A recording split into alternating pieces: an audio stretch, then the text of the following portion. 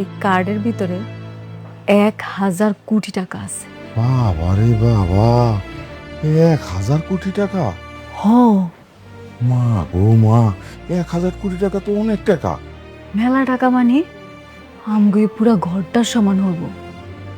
আমরা একদিনে গুনা শেষ করতে পারবো না এতগুলান টাকা। বাবা রে বাবা, কিন্তু মা তোর এত টাকা কে দিল? সেইটাই তো বুঝতেছি না। সেটা জানানোর লিগে অফিসে যাইতে হবে। আমি ভাবতেছি কালকে গিয়ে জান। না না, তুই কোথাও যাইতে পারবি না। ওইসব টাকা পয়সা নিয়ে তোর বড় লোক হওয়ার দরকার নাই। তুই আমাকে মাইয়া আমাকে কাছে থাকবি। কেন মিথ্যা কইতাছ আম্মা? তোমার চোখ মুখ দেখলে কিন্তু সব বোঝা যাইতাছে।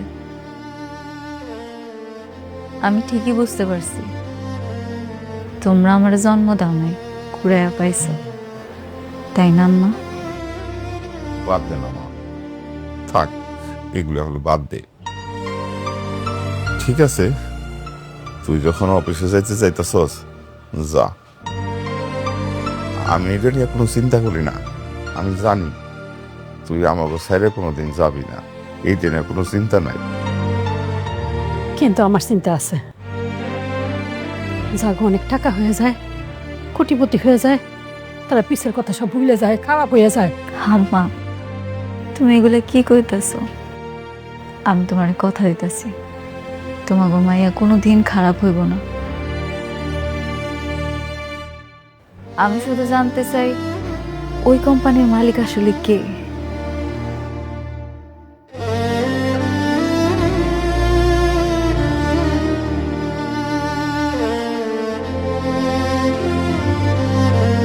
কি ব্যাপার অনেক অনেক রাত হয়েছে, ঘুমাবে না তুমি?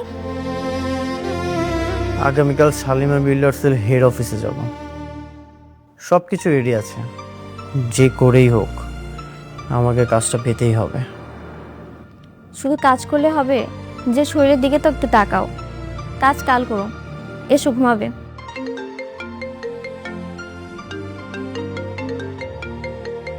এত রাতে কে ফোন দিল তোমাকে? এত রাতে সাব্বির কল করেছে। হ্যালো স্যার, আমি সরি বলে দিচ্ছি, এত রাতে কল দেওয়াটা ঠিক হয়নি। ওই যে রাতুলের বিষয়ে একটা খবর আছে। কি খবর? রাতুল কালকে শালিমা বিল্ডার্স অফিসে যাবে, একটা নতুন কাজের কন্ট্যাক্ট নিতে চায়। কি?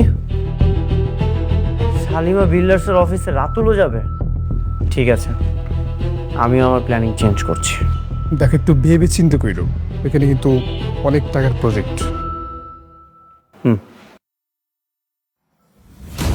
কি বললো সাব্বির? রাতুলা সেখানে যাবে? হ্যাঁ, রাতুলও শালিমা বিল্ডার্সের অফিসে যাবে। আচ্ছা, আমার আরেকটু কাজ বাকি আছে, আমি কাজটা শেষ করে ঘুমিয়ে পড়ছি।